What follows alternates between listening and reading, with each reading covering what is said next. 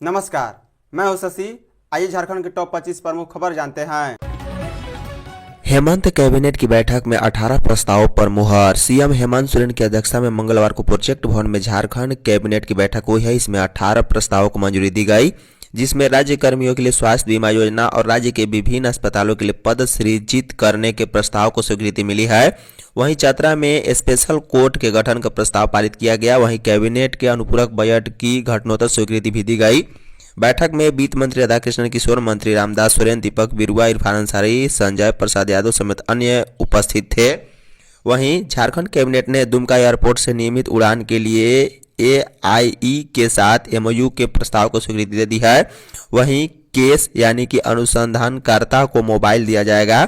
झारखंड अधिवक्ता कल्याण कोष के लिए 12 करोड़ रुपए की मंजूरी दी गई। वहीं ज्ञानोदय योजना के तहत मिडिल स्कूल में कंप्यूटर शिक्षा का प्रस्ताव भी स्वीकृत कर लिया गया है। वहीं स्वास्थ्य चिकित्सा शिक्षा एवं परिवार कल्याण विभाग के तहत झारखंड पारा मेडिकल जिला स्तरीय संवर्ग नियमावली 2025 के गठन की स्वीकृति भी दी गई है। वहीं तमाड़ की तत्कालीन प्रखंड विकास पदाधिकारी कुमकुम प्रसाद के एक वेतन वृद्धि पर रोक के दंड को विलोपित करने की स्वीकृति दी गई। वहीं उच्च कुशलता प्राप्त प्रोफेशनल को संविदा के आधार पर सलाहकार सह विशेष सचिव के रूप में नियोजित करने संबंधी संकल्प को निरस्त करने की स्वीकृति दी गई है। गणतंत्र दिवस पर झारखंड के मंत्री करेंगे झंडोत्तोलन। झारखंड में गणतंत्र दिवस 2025 समारोह की तैयारियां की जा रही है। 26 जनवरी को राज्य के मंत्री विभिन्न जिलों के मुख्यालयों में झंडोत्तोलन करेंगे। वित्त मंत्री राधाकृष्ण किशोर पलामू जिले के मेदिनीनगर में झंडोत्तोलन करेंगे। मंत्रिमंडल सचिवालय एवं निगरानी विभाग ने इस संबंध में झंडोत्तोलन कार्यक्रम जारी किया है। बता दें, झारखंड के भू राजस्व मंत्री दीपक बिरुआ पश्चिमी सिंहभूम और कल्याण मंत्री चमरा लेंडा गुमला में 26 जनवरी को गणतंत्र दिवस के मौके पर झंडोत्तोलन करेंगे। वहीं उद्योग मंत्री संजय प्रसाद यादव पाकुड़, जबकि शिक्षा मंत्री रामदास सोरेन पूर्वी सिंहभूम में तिरंगे को सलामी देंगे। वहीं स्वास्थ्य मंत्री इरफान अंसारी जामताड़ा, मंत्री हफीजुल हसन देवघर, दीपिका पांडे सिंह गोड्डा, मंत्री योगेंद्र प्रसाद बोकारो, कृषि मंत्री शिल्पी नेहा तिर्की लोहरदगा, जबकि नगर विकास मंत्री सुदीव्य कुमार सोनू गिरिडीह में झंडोत्तोलन करेंगे। मुख्यमंत्री मैया सम्मान के लिए जल्द करे यह काम, नहीं तो होगी परेशानी। झारखंड में मुख्यमंत्री मैया सम्मान योजना के लाभुकों को इसी हफ्ते राशि मिल जाएगी। इसकी तैयारी अंतिम चरण में है। आवेदन के सत्यापन का कार्य जिला स्तर पर किया जा रहा है। सत्यापन की प्रक्रिया पूरी होने के बाद राशि ट्रांसफर कर दी जाएगी। इस दौरान कुछ लाभुक ऐसे भी हैं जो हाल में आवेदन किए हैं। इनमें कई लाभुक खातों में पैसा नहीं आएगा। इसकी सबसे बड़ी वजह है डाटा एंट्री में गलत होना। बता दें, कई बार ये गलती ऑपरेटरों द्वारा हो रही है, तो कई मैया सम्मान योजना के लाभुक खुद गलती कर रहे हैं। कई बार सब कुछ सही होने के बावजूद या तो अकाउंट नंबर या फिर IFSC कोड भरने में लापरवाही के कारण भुगतान नहीं हो पाता है। यह लापरवाही ऑपरेटर द्वारा डाटा एंट्री करते समय दिखाई जाती है। वहीं सामाजिक सुरक्षा कोषांग ने सम्मान योजना में गड़बड़ी रोकने के लिए कई बदलाव किए हैं। विभाग की ओर से लॉन्च किए गए नए पोर्टल के साइट CO और BDO के लॉगिन से ही खुलेंगे। बाबूलाल का हेमंत सरकार पर सवाल, 1300 करोड़ का फंड कहां गया। बाबूलाल मांझी ने एक बार फिर से झारखंड सरकार पर निशाना साधा है। उन्होंने सरकार से आपदा प्रबंधन विभाग के 1300 करोड़ रुपए फंड का हिसाब मांगा है और सवाल पूछा है कि यह पैसा कहां गया। बीजेपी के प्रदेश अध्यक्ष ने आशंका जताई है कि अगर ऐसी ही लापरवाही होती रही तो राज्य को भारी आर्थिक संकट का सामना करना पड़ सकता है। बाबूलाल ने सोशल मीडिया हैंडल X पर पोस्ट कर लिखा है कि हेमंत सरकार पिछले 5 वर्षों में आपदा प्रबंधन विभाग के 1300 करोड़ रुपए फंड का हिसाब देने में नाकाम साबित हो रही है। इसके जवाब में भूमिहार राहुल कुमार देव ने लिखा है कि चोर चोर मौसेरे भाई होते हैं, आपको भी मौका मिलेगा। देवघर के मधुपुर में श्याम मंदिर से 20 लाख की चोरी। देवघर के मधुपुर में पंच मंदिर रोड स्थित श्याम मंदिर व हनुमान मंदिर से चोरों ने करीब 20 लाख के जेवरात की चोरी कर ली है। मंदिर के दरवाजे में लगे ताले को तोड़कर चोरों ने देर रात को घटना को अंजाम दिया है। बताया जाता है कि चोरों ने खाटू वाले बाबा श्री श्याम और बजरंग बली की प्रतिमा के ऊपर लगे चांदी के मुकुट, छत्तर, तीर धनुष और हार समेत कीमती आभूषणों की चोरी कर ली है। मंदिर के पुजारी राम नरेश शर्मा ने बताया है कि रात के करीब 2 बजे नींद खुली तो देखा कि मंदिर का दरवाजा खुला है और मूर्ति से जेवरात गायब हैं। इसके बाद उन्होंने आसपास के लोगों को आवाज देकर जगाया। मंदिर के चारों तरफ खोजबीन की गई लेकिन कुछ पता नहीं चला है। 9वीं के 5 लाख छात्रों को नहीं मिला admit card. Jharkhand academic council JAC अब बिना चेयरमैन के चल रहा है। इसी वजह से सोमवार को 9वीं की परीक्षा का प्रवेश पत्र नहीं दिया गया। 9वीं के लगभग 4,77,000 लाभार्थी प्रवेश पत्र ऑनलाइन डाउनलोड नहीं कर पाए, जिसे तकनीकी कारण बताकर किसी भी परीक्षार्थी को प्रवेश पत्र नहीं दिया गया। इसके बाद अब 9वीं की होने वाली परीक्षा पर भी संशय की स्थिति बनी हुई है। बता दें 18 जनवरी को चेयरमैन डॉक्टर अनिल कुमार महतो का कार्यकाल समाप्त हो गया है, जिसके बाद जैक नियमावली के अनुसार बिना चेयरमैन के किसी भी तरह के परीक्षा का आयोजन किया ही नहीं जा सकता। मालूम हो कि 8वीं कक्षा का प्रवेश पत्र पहले ही परीक्षार्थियों को मिल चुका है, लेकिन परीक्षा समय पर हो इसको लेकर संशय बना हुआ है। गुरुजी क्रेडिट कार्ड और सीएम फेलोशिप के लिए आधार कार्ड अनिवार्य। राज्य सरकार ने गुरुजी क्रेडिट कार्ड योजना, मानकी मुंडा छात्रवृत्ति योजना, CM fellowship for academy excellence योजना, वाल्मीकि छात्रवृत्ति योजना का लाभ लेने के लिए आधार कार्ड अनिवार्य कर दिया है। योजना में पारदर्शिता लाने तथा किसी भी प्रकार की गड़बड़ी रोकने के लिए इसे अनिवार्य किया गया। उच्च एवं तकनीकी शिक्षा विभाग ने इसे लेकर मंगलवार को सूचना जारी कर दी है। इसी के साथ ही राज्य में अनिवार्यता लागू हो गई है। शिक्षकों एवं अन्य कर्मियों के वेतन निर्धारण में भी यह अनिवार्य होगा। बता दें इन योजनाओं के तहत लाभ प्राप्त करने के लिए पात्र व्यक्ति को आधार संख्या रखने का प्रमाण प्रस्तुत करना होगा या आधार प्रमाणीकरण से गुजरना होगा। आज सभी जिले में जन शिकायत समाधान कार्यक्रम। झारखंड पुलिस राज्य के सभी जिलों में 22 जनवरी को जन शिकायत समाधान कार्यक्रम का आयोजन करेगी। इससे पहले डीजीपी अनुराग गुप्ता ने इस कार्यक्रम के लिए 24 जिले में प्रतिनियुक्त किए गए 24 आईपीएस अधिकारियों के साथ समीक्षा बैठक की है। इस बैठक में जिले के एसपी भी शामिल हुए हैं। यह बैठक वीडियो कॉन्फ्रेंसिंग के माध्यम से आयोजित की गई थी। इस दौरान डीजीपी ने संबंधित अधिकारियों को जन शिकायत समाधान कार्यक्रम को लेकर दिशा निर्देश दिए हैं। गौरतलब है कि डीजीपी अनुराग गुप्ता के निर्देश पर इस कार्यक्रम की शुरुआत हुई है। जन शिकायत समाधान कार्यक्रम में 18 मुख्य मुद्दों पर आम जनता की समस्या सुनी जाएगी और उनकी मदद भी की जाएगी। बता दें झारखंड पुलिस मुख्यालय ने कार्यक्रम की मॉनिटरिंग के लिए 24 जिलों में 24 आईजी, डीआईजी और रैंक के अफसरों को प्रतिनियुक्त किया है। हर खेत तक सिंचाई का पानी पहुंचाएगी राज्य सरकार। मंत्री गिरिडीह जिले के गांडे प्रखंड के पीडाटांड में मंगलवार को झामो की आभार सभा हुई है। सभा में बतौर मुख्य अतिथि सूबे के मंत्री हफीजुल हसन व स्थानीय विधायक कल्पना सोरेन ने शिरकत की है। मंत्री हफीजुल हसन ने कहा है कि राज्य में सिंचाई की व्यवस्था कम होने के कारण किसानों को खेती के लिए वर्षा पर निर्भर रहना पड़ता है।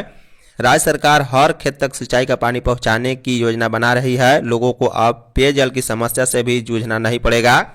हर घर तक नल से पानी पहुंचाया जाएगा।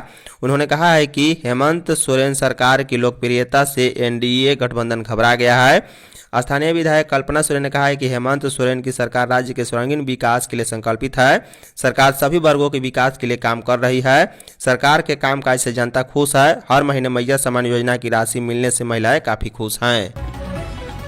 सरना स्थल का 10 फीट जमीन अधिग्रहित करना गलत। सिरमटोली सरना स्थल पर हो रही अतिक्रमण को लेकर केंद्रीय सरना समिति के तत्वाधान में सामाजिक संगठन के लोगों ने बैठक किया है। इस दौरान लोगों ने कहा है कि सिरमटोली सरना स्थल धार्मिक स्थल है। मुख्य द्वार के सामने चारदीवारी किया गया है, लेकिन फ्लाईओवर के नाम पर इसे तोड़ने का प्रयास हो रहा है। इस मौके पर केंद्रीय सरना समिति के केंद्रीय अध्यक्ष अजय तिर्की ने कहा है कि सिरमटोली सरना स्थल का सौंदर्यीकरण हो रहा है, फ्लाईओवर का निर्माण भी हो रहा है। सरना स्थल का चारदीवारी को नहीं तोड़ने को लेकर विभाग को अवगत करा दिया गया था। इंजीनियर को भी इसकी जानकारी दी गई थी। इसके बावजूद 10 फीट जमीन मांग रहा है, जो पूरी तरह से गलत है। सड़क निर्माण होता है तब धार्मिक स्थलों को ध्यान में रखा जाता है। प्रत्येक वर्ष प्रकृति पर्व सरहुल में हातमा सरना स्थल से पहली शोभा यात्रा निकलती है, जो अलवट एका चौक मेन रोड होते हुए सिरमटोली सरना स्थल पहुंचती है।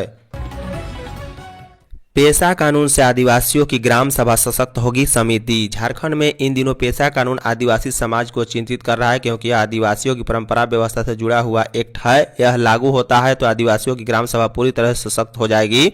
आदिवासी समन्वय समिति भारत के तत्वाधान में प्रेस क्लब में मंगलवार को पेशा कानून को लेकर 1 दिवसीय कार्यशाला का आयोजन हुआ है।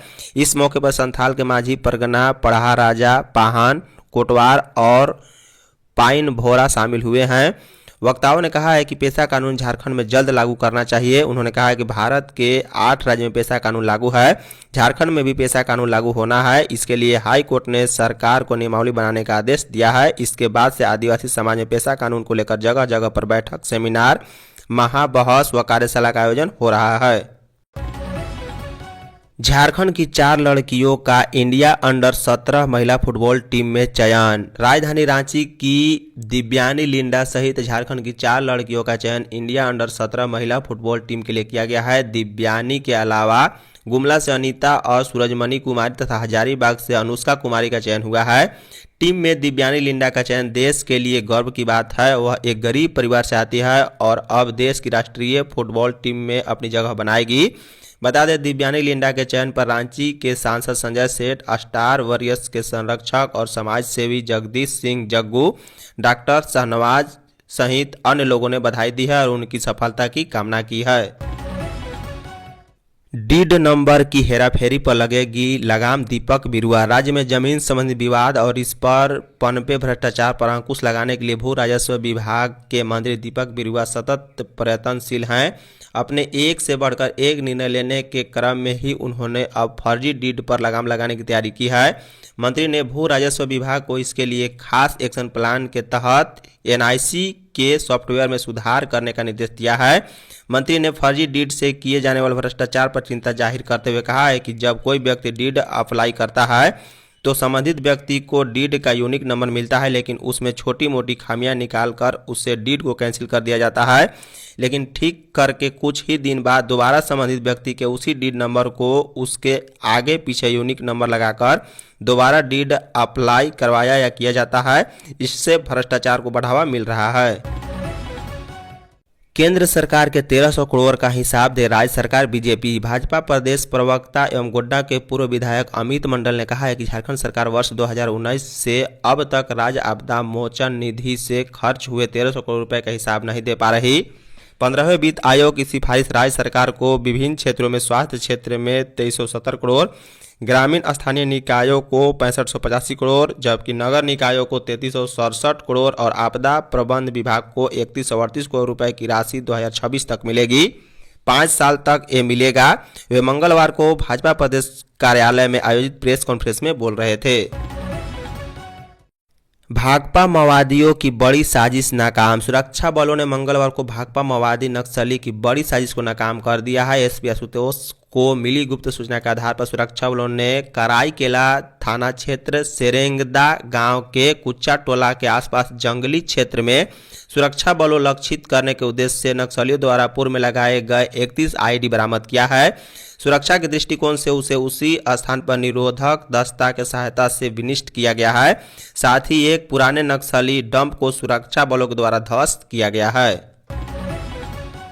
झारखंड मौसम। रांची का तापमान बढ़ने से कनकनी में कमी आई है। अधिकतम तापमान 26.6 डिग्री दर्ज किया गया, जो कि सामान्य से 2 डिग्री से अधिक है। 24 घंटे पहले 25.8 डिग्री सेल्सियस रहा था। न्यूनतम तापमान पिछले 24 घंटे की तुलना में 2.4 डिग्री बढ़ गया है। वहीं एक भी सामान्य से 2 डिग्री अधिक रहा है।